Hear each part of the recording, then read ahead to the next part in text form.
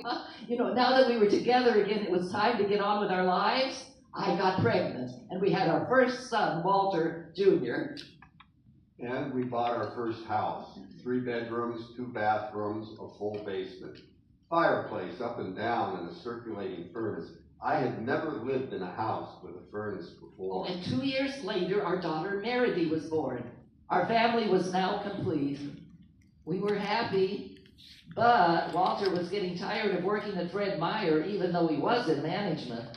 He wanted to go into business for himself. Oh, Walter, you remember on our trip to Disneyland how much little Walter liked the motel we stayed at that was shaped like a pirate ship, right?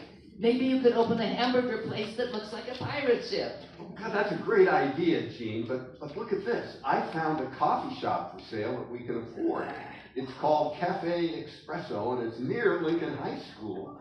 I think I'll serve pizza and sandwiches, too. Oh, and I'll help on weekends. But don't quit your day job yet. No, I won't. My business went well, and we were full most nights. I moved Cafe Espresso to a much larger location on 3rd and Clay, and one night, a strange man came in. I wondered what he wanted, and this is what happened when I tried to prevent a robbery. Can I help you, sir? Put all your money in this paper bag. Oh, no. This is a stick-up. Okay, just a minute. Let me get these menus out to the customers.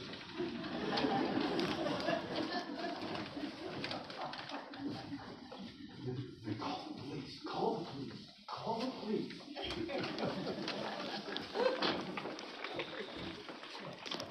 Thank goodness, all is well. And Walter returns to the kitchen. Yes, even the police were coming straight away. And a police officer enters. Thank God. You called the police? Yes, officer. There was a man here who pulled a gun on me, but he left. He was wearing a big hat and a loud shirt, and when I turned my back on him, I thought I was a goner. Can you remember what his face looked like? Not really. That's what I thought. It's a trick to wear a bright shirt and a funny hat, so that you look at those and never remember their face. Well, at least he didn't get my money. The officer left, and after Walter recovered from the episode, business was booming. He opened a jazz club in the basement of his cafe, called it Studio A, and some of the biggest names in jazz came into the club to jam after hours.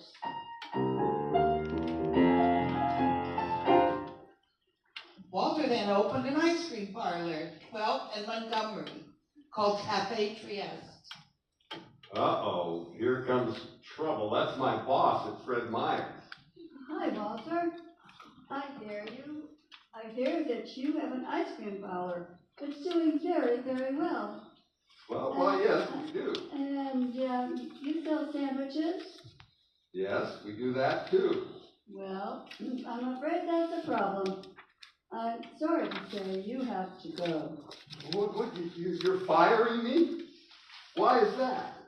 Well, your sandwiches are in competition with our Eve's Kitchen. And you know very well, Eve's Kitchen is in every single Fred Meyer. It so ended my long association with Fred Meyer.